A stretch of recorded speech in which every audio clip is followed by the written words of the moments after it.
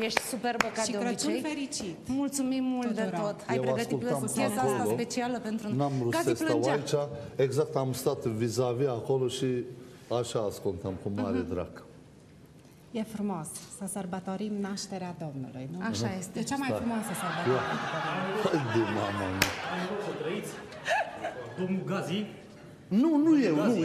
Sunt cineva care seamănă pe el. De Crăciun și am venit că noi să cu Colinda, aduc așa la român. Dar care e rostul pâinii? Să-mi pune și mie, păi la, așa se procedează, să-mi pune și mie niște cârnați aici la... Păi de ce a venit la mine și n-ai fost acolo, la Moș Crăciun? La Moș Crăciun. Păi da. Moș Crăciun. Cârnatul e la Moș Crăciun. Dai un ceai. Eu am auzit că domnul Gazi e gazda petrecerii și am zis ca să nu dau greș, că nu știu Moș Crăciun acum. Cârnatul e la Moș Crăciun. Du-te și rezolvă. Vino lângă mine. Fiule, vino. Da, vino la tatitu, așa. Stai. Dai un ceai acolo. Stai aici în locul meu. Eu cred că tu ai nevoie și de o pereche de pantaloni, nu numai de un cârnat. Da. Pantaloni? Aveți pantaloni să-mi dați? Îl dezbrăcăm pe Moșule, vreau niște cârnați mai întâi. Vreau niște cârnați să pun în pâinea asta aici. Lasă cârnațul întâi, bei un ceai, să te încălzești. Un ceai? N-ai ceva mai de Crăciun așa mai... Am. Mai putea bani? Vreau un vodcă ceva. Să ai răbdare. Moșule, pune 100 de euro. Dacă vreți vă și colint, numai să fie bine. Da, cârnat vine mai târziu. Acum, ca ciorbă... Ceai turcesc, e bun. Îl dam diplomele și cântam ultima melodie în seara aceasta. Dar vreau să-l invit alături de noi pe Radu. Radu, Baron. când se prinde între fete... Da. Dragul meu, noi vrem să te premiem, pentru că ai fost de fiecare dată alături de emisiunea noastră și noi te-am numit impresarul anului la premiile Gazi Show. Sper să-ți facă plăcere premiul nostru și să te bucuri de el. Neapărat o să vin la tine în birou să văd unde l-așezi. Mergi și cu camera. Și mergi și cu camera, da, mergi și cu camera. Eu sunt obișnuit cu alte premii. Știi, eu pe artiștii mei știi cum îi premiez? Cum îi premii? În bani. Normal.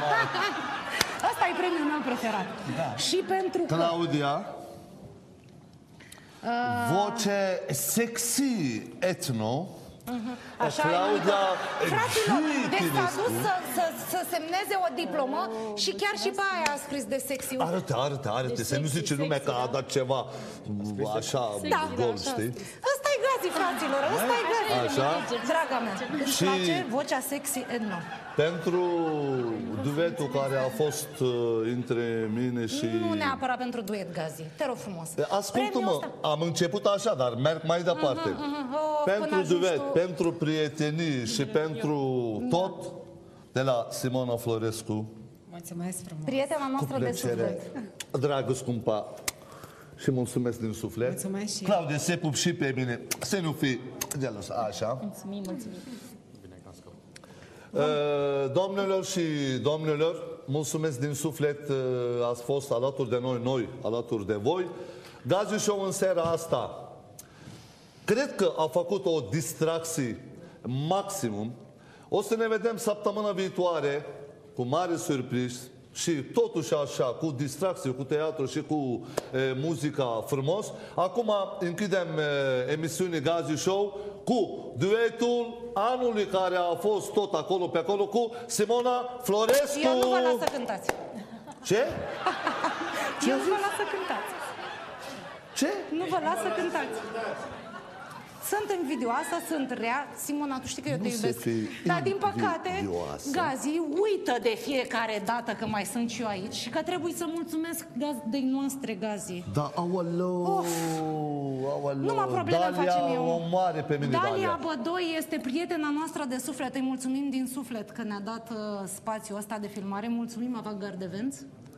Betty. De atâta sală frumoasă pentru orice eveniment, concert, botez. Hai să-i mulțumești Mulțumim pentru tot. Și eu mulțumesc firmei Atmosphere Fashion. Mulțumesc pentru vestimentația noastră din această seară. Normal. Mi-au dat cei de la Atmosphere Fashion. Deci suntem toți superbi, frumoși. Și abia acum vă las să cântați. Pot să mulțumesc și eu? Cui? Imediat. Mie, că te-am adus aici de Eu vreau să-i mulțumesc lui Moș Crăciun că mi-a adus ciocolate. Știi cum se copie?